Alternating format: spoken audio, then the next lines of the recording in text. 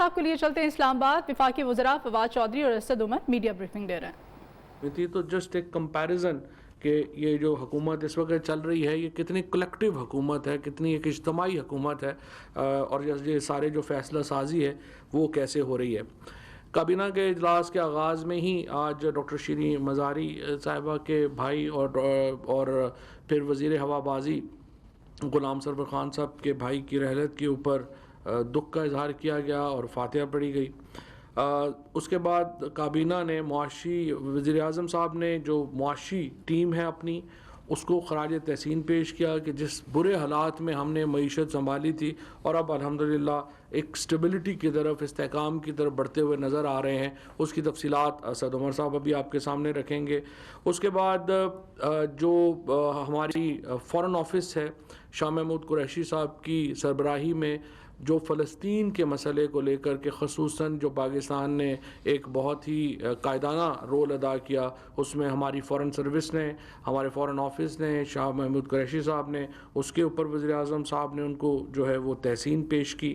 ترکی اور سعودی عربیہ کے جو تعلقات میں ایک بہتری نظر آ رہی ہے, کابینہ نے اس کو ویلکم کیا ہے, اور یہ ہم سمجھتے ہیں کہ ترکی اور سعودی عربیہ کے تعلقات, اس سے پہلے وزیر اعظم ترکی اور ایران اور سعودی عربیہ کے تعلقات کے اوپر اپنی واضح رائے کا اظہار کر چکے ہیں, اور ہم یہ سمجھتے ہیں کہ مسلم امہ کے درمیان جو رنجشیں ہیں ان کا کم ہونے کا جو ہے وہ دنیا میں استحکام بھی اس سے آئے گا, اور ظاہر ہے کہ اس کا فائدہ مسلم امہ کو بھی پہنچے گا, اور ہم اس عمل کو سراہتے ہیں. اسی طریقے سے حالیہ دنوں میں مسئلہ کشمیر کے اوپر جو پیش رفت ہوئی اس کے اوپر بھی وزیر اعظم نے جو ہمارا فارن منسٹر صاحب کو اور ان کی ٹیم کو جو ہے وہ سراہا. ایجنڈا نمبر 1 کے طور کے اوپر جو الیکٹورل ریفارمز ہیں ان کے اوپر پریزنٹیشن دی بابر اعوان صاحب نے, اور وہ تمام بل جو اب ہم جمع کرا چکے ہیں وہ اس کے جو شک وائز انہوں نے بتایا کہ کس طرح سے ہم آگے اس میں جو ہے وہ جانا چاہ رہے ہیں. الیکٹرانک ووٹنگ مشین جو ہے یہ ایک بہت ہی اہم اصلاحات کا حصہ ہے جو پی ٹی آئی کی گورنمنٹ لانا چاہتی ہے. ہمیں الیکشن کمیشن کے ویب سائٹ کے اوپر پچھلے دنوں جس طریقے سے اس کے اوپر ایک ٹویٹ آئی اور ایک فیس بک پیج کے اوپر جو رپورٹ آئی, کابینہ نے اس کے اوپر شدید تشویش کا اظہار کیا ہے, اور ہم سمجھتے ہیں کہ الیکشن کمیشن کو جو کارروائی اب تک انہوں نے اپنی میڈیا ٹیم کے اور خصوصاً وہ لوگوں کے جو سوشل میڈیا ٹیم چلا رہے ہیں ان کے خلاف کی ہے اس کو منظر عام پہ لانا چاہیے, اور ہم الیکشن کمیشن کی کارروائی کے منتظر ہیں, اور ہم سمجھتے ہیں کہ چیف الیکشن کمشنر کو اس کے اوپر باقاعدہ وضاحت پیش کرنی چاہیے کہ ان کا پیج جو ہے وہ کیسے مس یوز ہوا. ہمیں یہ بھی یہاں پہ مجھے یہ بتاتے ہوئے خوشی ہے کہ جو بار ایسوسیشنز کی ملاقات ہوئی مجھ سے, راولپنڈی ڈسٹرکٹ بار ایسوسیشن نے, راولپنڈی جو ہائی کورٹ بار ایسوسیشن ہے, اس کے بعد جو پریس کلبز کے لوگ جن کی ملاقات ہوئی, اور پارلیمنٹری رپورٹرز ایسوسیشن نے اس بات کے اوپر اس خواہش کا اظہار کیا ہے کہ ان کے انتخابات جو ہیں ان کو ای وی ایم کی سہولت دی جائے اور وہ اپنے اگلے انتخابات ای وی ایمز کے اوپر کرا سکیں. تو جو پریس کلبز اور بار کاؤنسلز اپنے انتخابات ای وی ایمز کے اوپر لے کے جانا چاہیں گے, ہم ان کی بھرپور ان کو جو ہے وہ تعاون دیں گے, اور انشاءاللہ یہ ایک اس کا فائدہ یہ بھی ہو جائے گا کہ تمام لوگ خود اس کو جو ہے وہ ٹیسٹ بھی کر سکیں گے. اوورسیز پاکستانیز کی ووٹ جو ہے وہ پی ٹی آئی کا ایک بہت ہی اہم حصہ ہے ہمارے ایجنڈے کا, ہمارے جو پولیٹیکل پلان ہے اس کا, اور ہم چاہتے ہیں کہ اس کو فوری طور کے اوپر مین اسٹریم میں لایا جائے, ان کو فیسیلیٹیٹ کیا جائے. 8.5 ملین یعنی 85 لاکھ اوورسیز پاکستانیز کے پاس اس وقت نائکوپ کارڈ ہے, اور ہم سمجھتے ہیں کہ الیکشن کمیشن کو فوری طور کے اوپر اقدامات کرنے چاہیے ان لوگوں کو مین اسٹریم میں لانے کے لیے. آج پی ٹی وی کے نئے بورڈ کی منظوری دی ہے کابینہ نے, اور سیکریٹری انفارمیشن جو ہیں وہ پی ٹی وی بورڈ کی چیئرمین ہوں گی. اس کے ساتھ ڈائریکٹر جنرل ریڈیو اور پرنسپل انفارمیشن آفیسر جو ہیں وہ بھی بورڈ کے ممبر ہوں گے۔ بوسنیا ہرزیگوینیا کو کرونا وبا سے مقابلہ کرنے کے حوالے سے معاونت فراہم کرنے کا فیصلہ کیا گیا ہے، اور کابینہ نے کووڈ سے متعلقہ طبی جو سامان ہے اور دیگر ادویات وہ بوسنیا ہرزیگوینیا بھجوانے کا فیصلہ دیا ہے، اس کی منظوری دی ہے۔ ریحان حامد صاحب کو chief executive officer Hyderabad electric supply company تعینات کرنے کی منظوری دی گئی ہے۔ کابینہ کمیٹی برائے دراجاتی اصلاحات کے 29 اپریل 2021 کے اجلاس میں لیے گئے فیصلوں کی توثیق۔ کابینہ نے national transmission and dispatch company کے مینیجنگ ڈائریکٹر کے عہدے کی ذمہ داریاں عارضی طور کے اوپر محمد ایوب، یہ ڈپٹی مینیجنگ ڈائریکٹر ہیں NTDC کے، ان کو تفویض کی ہیں۔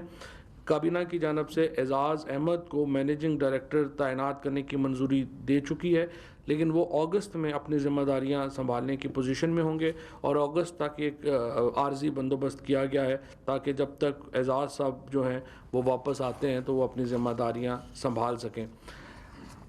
تحریک لبیک پاکستان کو آپ کو معلوم ہے کالعدم قرار دیا گیا تھا، اور اس جماعت نے اپنی جو کالعدم قرار دینے کا جو عمل ہے اس کے اوپر نظر ثانی کی درخواست حکومت کو دی ہے۔ اس کے لیے ہمارے جو قانون ہے اینٹی ٹیررزم ایکٹ کے تحت ایک پروسیس دیا گیا ہے، جس کے ذریعے جو ایک کمیٹی جو ہے وہ تشکیل دی جاتی ہے وزارت داخلہ کی جانب سے، جو نظر ثانی کی اس طرح کی اپیلوں کو سماعت کرتی ہے اور پھر اپنی ریکمنڈیشنز جو ہیں وہ کابینہ کو پیش کرتی ہے۔ اس کمیٹی کی تشکیل کی آج منظوری دی گئی ہے۔ اس کو پرسکرپشن ریویو کمیٹی جو ہے اس کو کہا جاتا ہے۔ Chief executive officer Pakistan housing authority foundation تعینات کرنے کی سمری جو ہے وہ مؤخر کر دی گئی ہے۔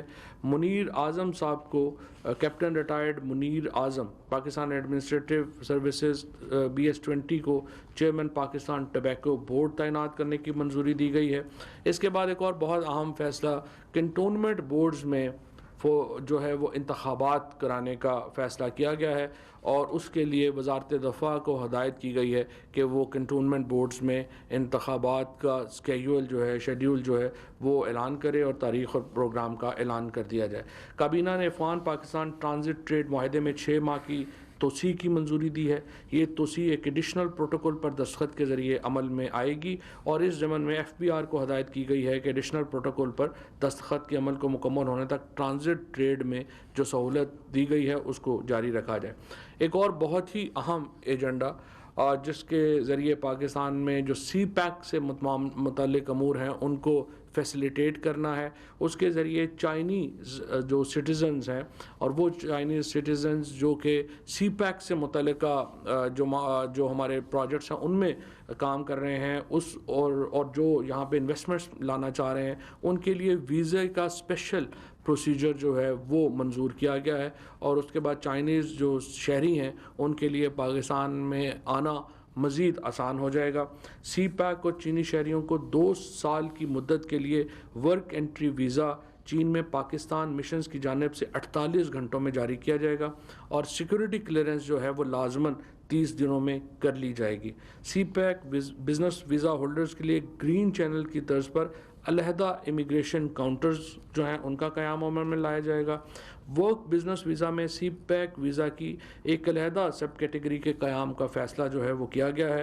اسی طرح چین میں پاکستانی مشن اور وزارت داخلہ میں CPEC درخواستوں پر غور کے لیے علیحدہ ڈیسک جو ہیں وہ قائم کیے جائیں گے، اور اس کا مقصد یہ ہے کہ ہم جو چائنیز شہری اور CPEC سے متعلقہ جو لوگ ہیں ان کو پاکستان میں آمد و رفت کی سہولت جو ہے وہ دے سکیں۔ اب جو اصل ہمارا آج کا مدعا رہا جو معیشت رہی، اس پہ میں اسد عمر صاحب سے درخواست کروں گا کہ قوم کو اس پہ پرائز کریں، ابھی بعد میں۔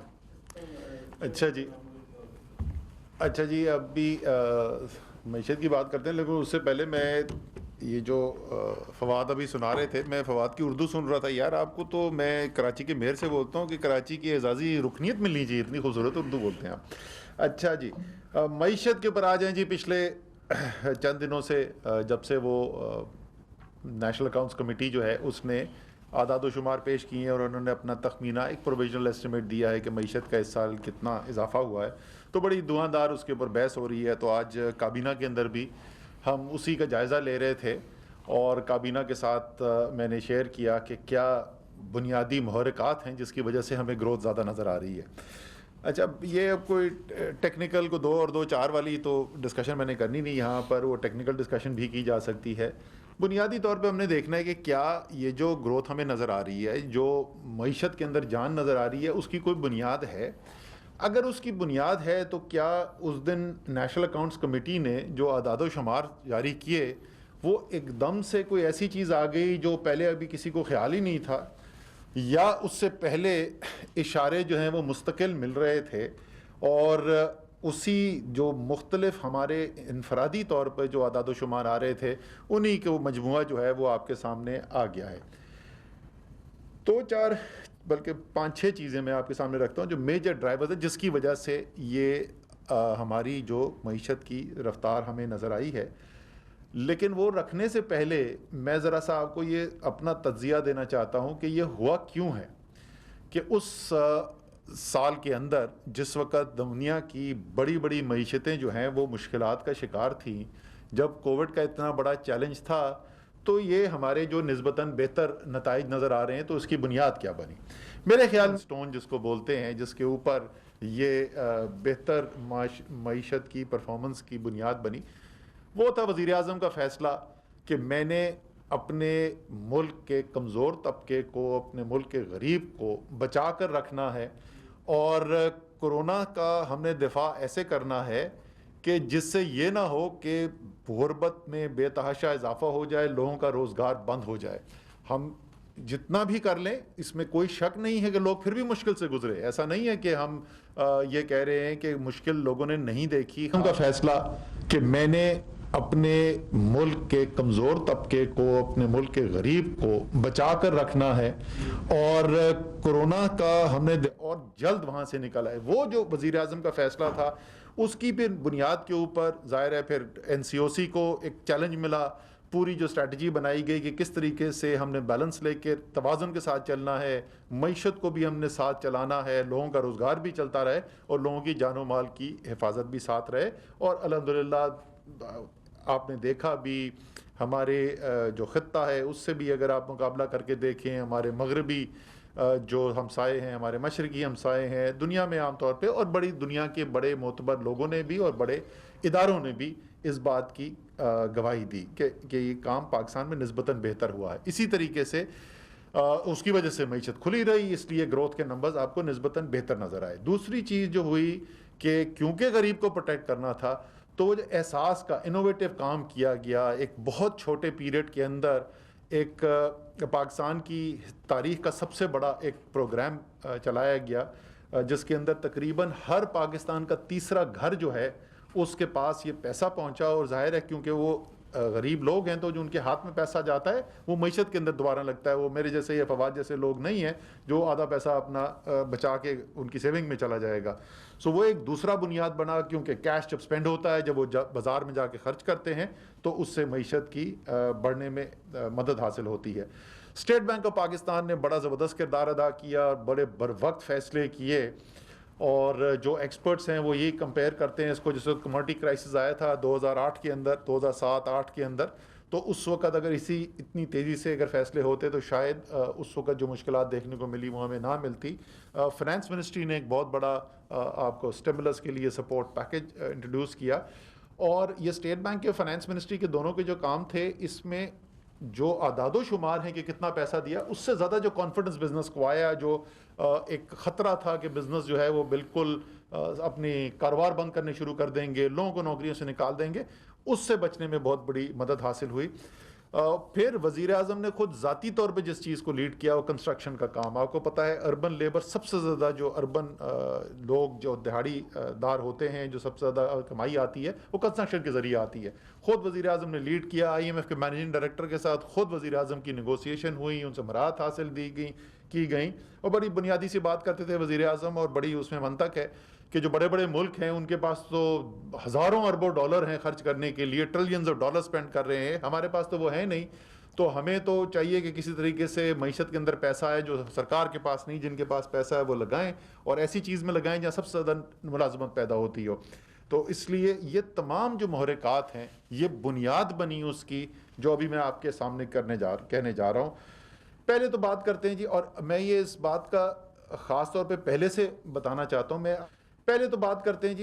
یہ اس بات کا خاص طور پہ پہلے سے بتانا چاہتا ہوں, میں آپ کو تقریباً تمام چیزیں جو بتاؤں گا یہ ساری وہ چیزیں ہیں جس میں زیادہ تر میں ہر ماہ اور کچھ کے اندر جو ہے وہ ہر چند ماہ کے بعد آپ کے پاس اعداد و شمار آتے رہے ہیں, اور میری نظر سے کوئی نہیں گزرا کہ کسی نے سوال اٹھایا ہو کہ یہ ٹھیک ہے کہ نہیں ہے. تو ہم شروع کرتے ہیں جی, بڑی اچھی چیزیں اس وہاں سے شروع کرتے ہیں. ریمیٹنس 5.4 ارب ڈالر پچھلے سال سے زیادہ ترسیلات زر پاکستانی بھیج چکے ہیں. وہ اوورسیز پاکستانی, بیرون ملک پاکستانی جن کی فواد ابھی بات کر رہے تھے, الیکشن کمیشن سے ہماری استدعا ہے کہ وہ لوگ جنہوں نے اتنے مشکل وقت کے اندر ایک دفعہ پھر پاکستان کا اتنا مدد کی ہے, ان کو ووٹ کا حق ملنا چاہیے, اور جو بھی سپریم کورٹ کے آرڈر کو امپلیمنٹ کرنے میں رکاوٹیں ہیں اس کو ختم کرنا چاہیے. 5.4 ارب ڈالر پہلے 10 ماہ کے اندر آ چکا ہے, یہ 6.5 ارب ڈالر تک, تقریباً 6.5 ارب ڈالر کی انکریز آئے گی. میں وہی بتا رہا ہوں, 6.5 ارب ڈالر انکریز آئے گی سال کے اندر. اس کا مطلب کیا ہوا, 1000 ارب روپیہ باہر سے پاکستانیوں کے ہاتھ میں آیا, اور زیادہ تر کس پاکستانی کے ہاتھ میں آیا, وہ پاکستانی جو امیر نہیں ہے, وہ پاکستانی جس نے وہ لے کے وہ مارکیٹ میں گیا, اس نے اس سے گڈز اینڈ سروسز خریدی, اس سے مال خریدا. 1000 ارب روپے کا تو آپ سمجھ لیں انجیکشن ہمیں اوورسیز پاکستانی نے پرووائڈ کیا. یہ کوئی چھوٹی رقم نہیں ہے. ایکسپورٹس جو ہیں وہ ابھی تک جتنی ہماری گروتھ ہو چکی ہے, سال ختم ہوگا تو انشاءاللہ آپ کو نظر آئے گا کہ 10% سے زیادہ کی ایکسپورٹ گروتھ ہے.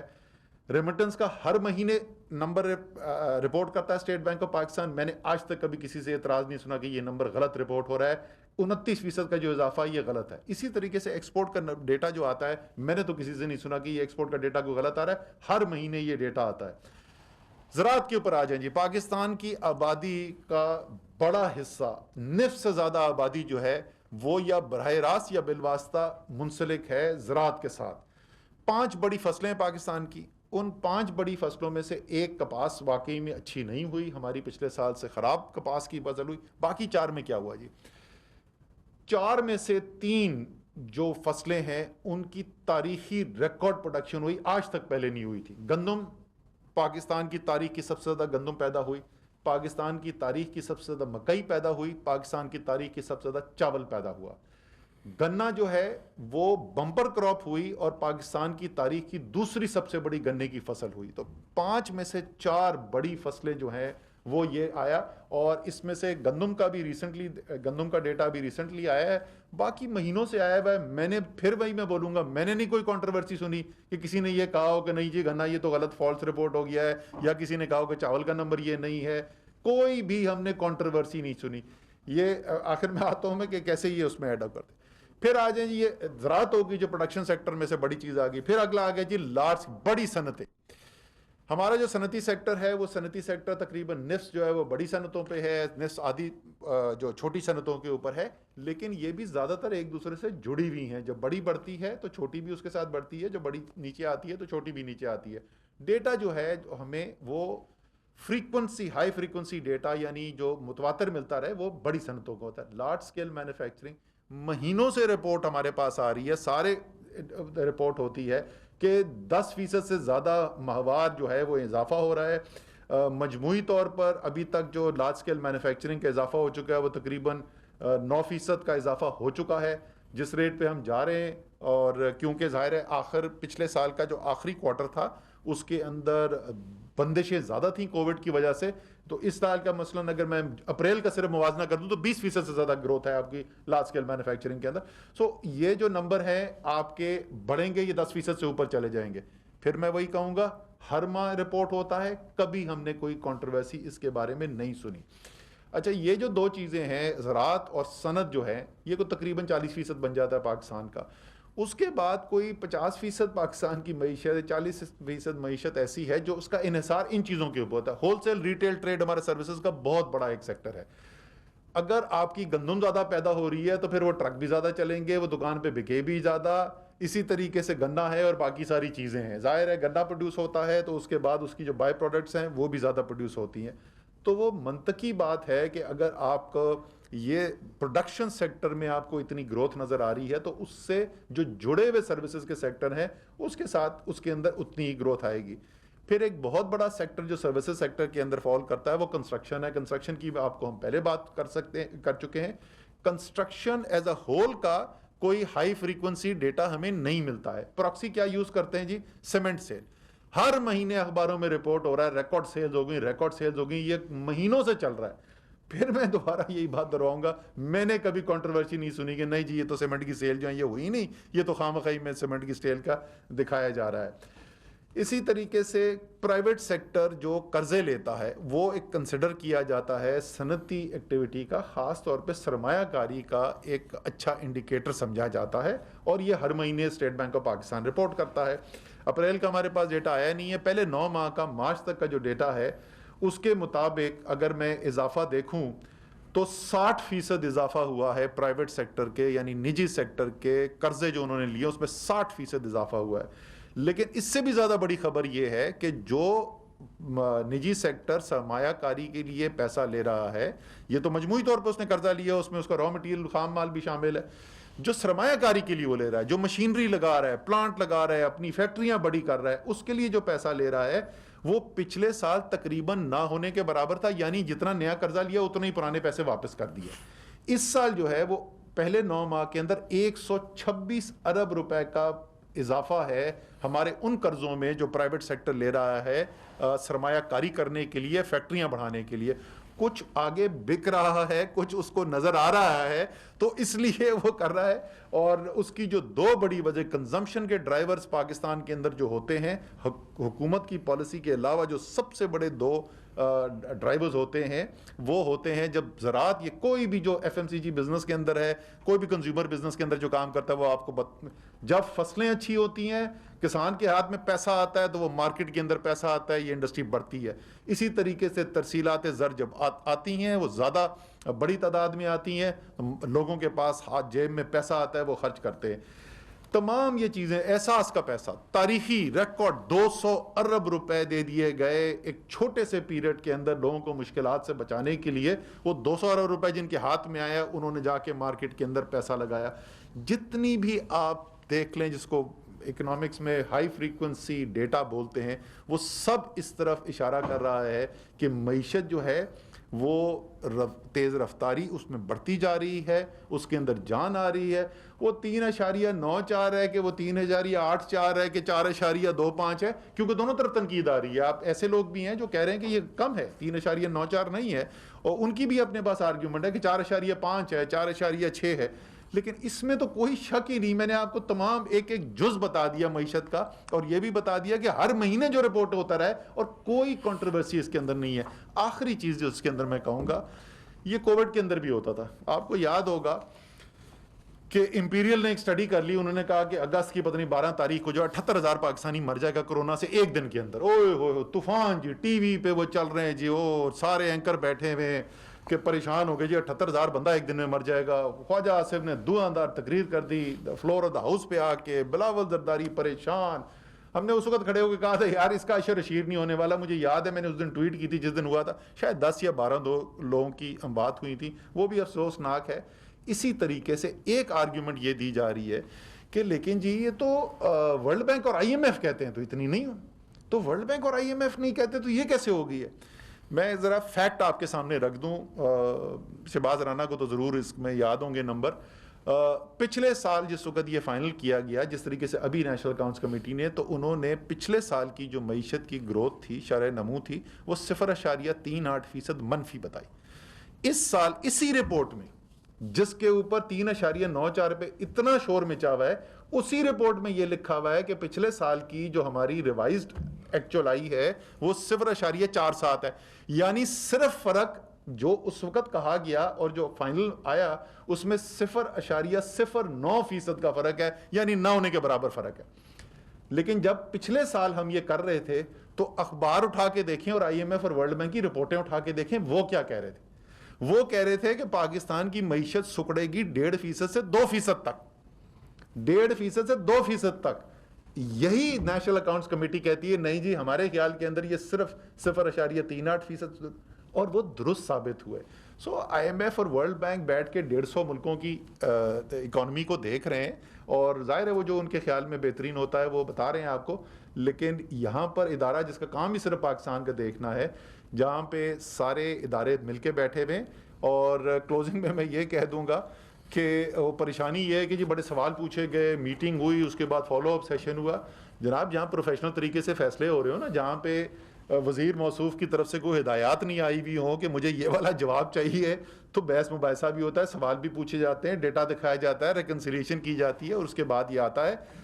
پریشانی اپوزیشن کی تو ہمیں سمجھ میں آتی ہے, خاص طور پر مسلم لیگ نون کی تو پریشانی سمجھ میں آتی ہے. اور وہ پریشانی یہ ہے کہ وہ جو اتنی محنت سے معیشت کے بخیے ادھیڑ کے گئے تھے, تو ان کو سمجھ نہیں آ رہی کہ یہ کرونا جیسی وبا کے ہوتے ہوئے یہ عمران خان کی ٹیم نے اور عمران خان کے ویژن نے اس معیشت کو کیوں پیروں پہ کھڑا کر دیا ہے. ان کی پریشانی مجھے سمجھ میں آتی ہے, باقی دوسروں کی پتہ نہیں کیا وجہ ہے کہ کس وجہ سے سوالات ہیں. تھینک یو مرسد صاحب, آپ نے بڑا ڈیٹیل ایکسپلین کیا. 2 سوال ہیں. ایک تو آپ فرما رہے ہیں انویسٹمنٹ کا, جو investment to G D P ratio ہے اس میں آپ کا مسلسل تیسرے سال کمی آئی ہے, اور جو نیشنل اکاؤنٹس کے نمبر میں آپ نے budgeted P S D P number لیا, ایکچوئل نہیں لیا, تو اس کی وجہ سے بھی آپ کیا سمجھتے ہیں کہ یہ تھوڑا سا ایک ڈسکریپنسی ہے, ناٹ اے فجنگ. ابھی تک فجنگ کا یا ڈاکٹرنگ کا نمبر آپ کے لیے کوئی لفظ استعمال نہیں ہوا, ابھی تک صرف میتھڈالوجی اور اس کے اوپر سوالات آ رہے ہیں. تو investment to G D P ratio نیچے جا رہا ہے, پی ایس ڈی پی آپ نے بجٹڈ لیا ہے, ایکچوئل مائنس میں, آپ کو بھی پتہ ہے خرچہ. اس کا کتنا امپیکٹ ہے گروتھ کے اوپر؟ دوسرا آپ فرما رہے ہیں کہ ایکسپورٹس کا اور ریمیٹنسز کا ڈیٹا آ رہا ہے اور اس پہ کسی نے سوالات بھی اٹھائے. بالکل ریمیٹنسز کے اوپر تو کوئی کویشچن نہیں ہے, لیکن جہاں تک ایکسپورٹس کا تعلق ہے, آپ کا جو پی بی ایس ہے اور جو اسٹیٹ بینک آف پاکستان ہے, اس کا جو رپورٹڈ نمبر ایکسپورٹس کا ہوتا ہے اس میں ہمیشہ سے فرق ہے, اور آج سے بھی پرانا ہوتا ہے, لیکن اس میں فرق اب یہ پڑ گیا کہ پہلے اگر اس میں کوئی ڈسکریپنسی ہوتی تھی یا ڈفرینس ہوتا تھا, وہ $400-500 ملین سے زیادہ نہیں ہوتا تھا. اب بلین ڈالر پلس اور سو اب وہ ڈفرینس آ رہا ہے, تو یہاں پہ کچھ سوالات پیدا ہوتے ہیں. اور لاسٹلی آپ نے بالکل صحیح کہا, آئی ایم ایف اور ورلڈ بینک ان کے ہمیشہ کنزرویٹو ایسٹیمیٹس ہوتے ہیں, but the problem lies with the federal government of Pakistan, either it is the P M L N or the P T I. Pakistan ایک سوورن ریاست ہے, آپ کے ڈیٹا کی ایک سینٹیٹی ہے, آپ 1 سال سے رپورٹ کر رہے ہیں نیگیٹو 0.4% کنٹریکشن, اور ورلڈ بینک پرسسٹنٹ ہے کہ یہ منفی 1.5% ہے. آخر ریاست پاکستان یہ بات کیوں نہیں منوا سکتی ورلڈ بینک سے, جو کہ آپ کے یہاں پہ ہے, اس کا جو کنٹری ڈائریکٹر ہے آپ کے این او سی کے بغیر اسلام آباد میں نہیں بیٹھ سکتا. آل دس ہیپنس. اچھا جی, پہلی بات تو یہ ہے کہ ہمیں کوئی باہر کے نہ کوئی سرٹیفکیٹ لینے کی ضرورت ہے, اور نہ ہمیں ان کو یہ دھمکیاں دینے کی کہ تمہیں ہم این او سی نہیں دیں گے اگر تم نہیں مانو کو کرنے کی ضرورت ہے. ہم نے ایک پروفیشنل طریقے سے کام کیا ہے, وہ سامنے رکھا ہوا ہے, اور وہ اگر اپنی رائے رکھنا چاہتے ہیں تو وہ بے شک they are free to keep that. باقی آپ نے ایک investment to G D P ratio کی بات کی, اور دوسرا آپ نے بات کی پی ایس ڈی پی کی. میں ان دونوں چیزوں پہ کامنٹ کر دیتا ہوں. دیکھیں, investment to G D P ratio آپ نے کہا کمی آئی, وہ کمی کیا آئی؟ وہ کمی آئی 0.1% کی, وہ 15.3 سے 15.2% ہو گیا. آپ کو پتہ ہے کہ انویسٹمنٹ کا براہ راست جو تعلق ہوتا ہے معیشت کے ساتھ وہ ریلیٹیولی لمیٹڈ ہوتا ہے. اصل جو ہے وہ اس سے جو رزلٹنٹ آتی ہے اس کو آپ ضرور سمجھتے ہوں گے. آئی کور آپ کو پتا ہے ان پٹ کیپٹل آؤٹ پٹ ریشو ہے. ان پٹ کیپٹل آؤٹ پٹ ریشوز جو ہیں وہ میننگ فل ہوتے ہیں اوور اے لانگ رن. آپ آ رہے ہیں ایک بڑے سخت فسکل سٹیبلائزیشن پروگرام سے, کیونکہ آپ نے معیشت کو وہاں پہ لا کے کھڑا کر دیا تھا کہ 1 سال کے اندر $20 ارب کا خسارہ ہو گیا تھا. جب آپ جا کے بریکیں لگاتے ہیں اس خسارے کو روکنے کے لیے تو آپ کی کیپیسٹی انڈر یوٹیلائزیشن کریٹ ہوتی ہے. تو بغیر سرمایہ کاری ہوئے ہوئے بھی آپ بڑی لاجکلی بڑی اسٹرانگ گروتھ اچیو کر سکتے ہیں, بیکاز آپ کے پاس ان یوٹیلائز کیپیسٹی ہے. سو وہ تو کوئی ایشو نہیں ہے, اور ڈفرینشیل بھی صرف 0.1 کا تھا. پی ایس ڈی پی کا جہاں تک تعلق ہے, پی ایس ڈی پی کا آپ کو پتا ہے کہ اس نارملی جو پی ایس ڈی پی ہوتا ہے وہ 40% پورے سال کا پی ایس ڈی پی صرف آخری 3 ماہ کے اندر, آخری سہ کے اندر خرچ ہوتا ہے. تو اس سال کے اندر بھی بڑا گیپ ہے, بھی بہت اس کے اندر گنجائش باقی ہے, لیکن یہ ایک نارمل فینومینا ہے, یہ ایک ایب نارمل چیز نہیں ہے. اگر آپ پچھلے سال سے کمپیریزن کی بات کریں تو پچھلے سال یہ یاد رکھیے کہ وہی جو آپ کو ریونیو کے اندر بھی نظر آ رہا ہے, آپ کو ایکسپورٹس میں نظر آ رہا ہے, ایل ایس ایم میں نظر آ رہا ہے کہ کووڈ کی وجہ سے پچھلے سال کی آخری سہ ماہی جو ہے وہ بڑی سلو تھی, اور وہ پی ایس ڈی پی کے لیے بھی سلو تھی. مطلب 1 مہینہ 1.5 مہینہ تو تقریباً پاکستان بند ہوا تھا, کام رکے ہوئے تھے. یہاں پہ الحمدللہ کام چل رہے ہیں. سو ہو سکتا ہے کہ وہ نمبر اینڈ میں جو ہے وہ ایگزیکٹلی اتنا نہ ہو, لیکن یہ منطقی بات ہے کہ اس سال کے 4th کوارٹر کے نمبر جو ہیں وہ اسٹرانگ ہوں گے پچھلے سال کی نسبت. سر اچھا ایکسپورٹس کا میں بتا دوں آپ کو. دیکھیں ایکسپورٹس کا فرق کیا ہے, وہ یہ نہیں ہے کہ اسٹیٹ بینک کچھ اور نمبر رپورٹ کر رہا ہے اور پی بی ایس کچھ اور نمبر رپورٹ کر رہا ہے ایک ہی چیز کے بارے میں. وہ دو مختلف چیزیں ہیں. پاکستان بیورو اسٹیٹسٹک جو ایکسپورٹ کا ڈیٹا دے رہا ہے وہ فزیکل موومنٹ ہے, یعنی میرے بارڈر سے کتنے ڈالرز کا مال ملک سے باہر گیا اس ماہ کے اندر. اسٹیٹ بینک آف پاکستان اس کے فائنینشیل فلوز رپورٹ کر رہا ہے, اور آپ کو پتا ہے کہ ایکسپورٹرز کے پاس یہ گنجائش ہوتی ہے کہ وہ کئی مہینے تک اپنا وہ رکھ سکتے ہیں باہر پیسہ, اور اس کے علاوہ کبھی کبھی آپ بیچتے بھی ہیں, 90 دن کی آپ ایل سی پہ بیچتے ہیں, 180 دن کی ایل سی پہ بیچتے ہیں, تو وہ دونوں چیزیں ایک ساتھ میچ نہیں کرتی ہیں. جب آپ کا ایکسپورٹس سٹیبل ہوں, اس میں چینج کم آ رہی ہو, جیسے پچھلے کئی سال تک گیا وہ آہستہ آہستہ کم ہی ہو رہا تھا, بڑھ نہیں رہا تھا, لیکن چینج بہت زیادہ نہیں تھی, تو جو ڈفرنس ہے ان دونوں کے درمیان وہ بھی کم نظر آئے گا. جب آپ کی موومنٹ اپ یا ڈاؤن زیادہ ہوگی تو آپ کو ڈفرنس زیادہ نظر آئے گا. بہزاد سلیمی نیوز 1 سے. اسد عمر صاحب میرا سوال یہ ہے کہ اگر معیشت اتنا بہتر پرفارم کر رہی تھی تو کیا وجہ بنی کہ حفیظ شیخ صاحب کو ہٹانے کی ضرورت محسوس کی گئی اور جو ٹیم میں تبدیلی کرتے ہوئے شوکت ترین صاحب کو لایا گیا. شوکت ترین صاحب کے جو ابتدائی جو معیشت کے حوالے سے بیانات ہیں وہ آپ میرے سے زیادہ بہتر سمجھتے ہیں, تو اچانک یہ جو تبدیلی آئی ہے موقف میں حکومت کے, یقیناً اس کے حوالے سے سوالات پیدا ہوئے ہیں, تو بتا دیں گے کہ کیا وجہ تھی کہ حفیظ شیخ صاحب کو ہٹانا پڑا. سر پہلی بات تو یہ ہے کہ میں یہ پہلے ٹی وی پہ کئی دفعہ بول چکا ہوں, میں دوبارہ دہراؤں گا. میرے خیال میں حفیظ شیخ صاحب کی بڑی مثبت کنٹریبیوشن تھی اور انہوں نے بڑی محنت سے کام کیا, اچھے فیصلے کیے, اور اس کے فوائد جو ہیں وہ پاکستان کی معیشت نے حاصل کیے. سو پہلے تو میں یہاں سے شروع کروں گا. دوسری جو آپ بات کریں نا, وہ میرے خیال میں ایک طرز حکومت ہے جو پاکستان نے پہلے کبھی دیکھا نہیں, اور جو آپ میں سے عمران خان کو جانتے ہوں, چاہے وہ شوکت خانم ہو یا وہ کرکٹ فیلڈ ہو یا وہ پالیٹکس ہو, ان میں ایک خصوصیت ہے میرے خیال میں, ان کی جو کامیابی کا راز جو ہے وہ راز بھی اسی میں پنہا ہے. وہ کبھی بھی مطمئن نہیں ہوتے, وہ ہمیشہ بہتر سے بہتری کی تلاش میں رہتے ہیں. اور یہ جملہ پی ٹی آئی میں سب کو رٹا ہوا ہوگا کہ جب اچھا کوئی چیز رزلٹ آتی ہے نا تو اس کے اگلے دن اب ہمیں پتہ ہوتا ہے کہ خان صاحب نے کیا بولنا ہے, کہ دیکھو ہر ٹیم ہارنے کے بعد نہ تجزیہ کرتی ہے کہ ہم نے کیا غلطی کی, لیکن اچھی ٹیم وہ ہوتی ہے جو جیتنے کے بعد تجزیہ کرے کہ میں اور بہتر کیا کر سکتا تھا. سو وہ مستقل یہ دیکھ رہے ہوتے ہیں. مجھ سے یہ 18 اپریل کی رات کو 2019 کو کاشف عباسی نے یہ سوال پوچھا تھا, میں انٹرویو کر رہا تھا, اس نے کہا یار اگر آپ سینکڑے مارے تھے تو آپ کو تبدیل کرنے کی ضرورت تھی. میں نے کہا نہیں, میں سینکڑے نہیں مارا تھا, میں 30-40. وفاقی وزراء چودھری فواد حسین اور اسد عمر میڈیا بریفنگ دے رہے تھے. اور اس کے ساتھ ہی اب تک کے لیے اتنا ہی. مزید خبروں اور اپڈیٹس کے لیے آپ دیکھتے رہیے نیو.